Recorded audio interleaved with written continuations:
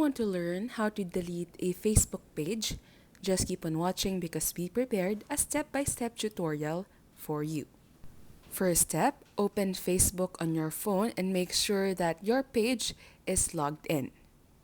You can do this by pressing your profile icon at the bottom right corner of your screen. Go to Pages, and then here you'll see the active pages of your personal Facebook profile. So just press the page you want to delete and press Switch. Once your page is opened, just press the profile icon again at the bottom right corner of your screen, and then press the settings icon at the top right corner of your screen.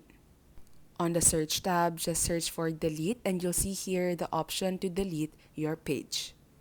Here you'll see two options. You can either deactivate your page, which means that it's only temporary, or you can delete your page, which means that it's permanent.